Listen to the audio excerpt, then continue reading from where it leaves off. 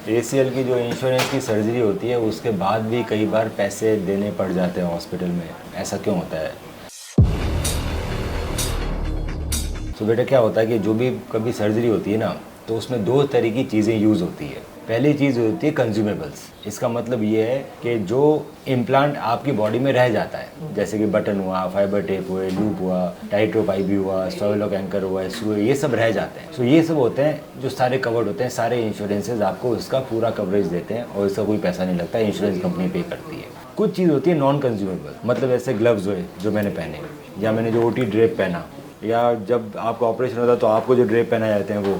उसके अलावा ये फ्लिप कटर, ये हड्डी काटने के काम में आता है, सिंगल टाइम यूज़ है, प्लास्टिक का, ये दोबारा यूज़ नहीं कर सकते। तो फ्लिप कटर एक बार यूज़ होगा, एक बार जिस पेशेंट के काम से दूसरी बार यूज़ नहीं होगा, पर ये आपकी बॉडी में तो नहीं जाएगा ना। ये हो गया, ये प्लाज्मा बैंड हो गया। जब भी कभी नी, शोल्डर, एंकल की आर्थ्रोस्कोपी सर्जरी करते हैं तो ब्लीडिंग तो हो सकती है ना, तो ब्लीडिंग ना हो उसके लिए कोगुलेशन करना पड़ता है ताकि बर्न भी अच्छी तरह से हो, मेनिस्कस की कटिंग अच्छी हो और ब्लीडिंग ना हो। अब ये भी अंदर नहीं जाएगा ना बॉडी में। अब सर्जरी करने के लिए अंदर जाने के बाद हमें फैट खाना पड़ता है, उसके लिए डाइसेक्टर होता है। अगर मैं मेनिस्कस रिपेयर कर रहा हूँ, सो मेनिस्कस रिपेयर के अंदर रिपेयर तो हम टेप से करेंगे, पर टेप को अंदर डालने के लिए या तो एक सिंपल लोहे का इंस्ट्रूमेंट होता है वो यूज़ करूँ, या फिर मैं यूज़ करूँ जोन नेविगेटर। अब जोन नेविगेटर बड़ा प्रिसाइज इंस्ट्रूमेंट है जिससे हम नीडल्स पास करा सकते हैं मेनिस्कस रिपेयर में। अब जोन नेविगेटर तो अंदर नहीं रह जाएगा ना बेटा, वो तो नीडल पास करने के लिए। ये सब आए नॉन कंज्यूमेबल्स। इसका पैसा तभी आपको मिलता है इंश्योरेंस कंपनी से जब आपने टॉपअप ले रखा हो। टॉपअप इन द सेंस जब आप कार खरीदते हो, कार का इंश्योरेंस लिया आपने, बेसिक इंश्योरेंस लिया।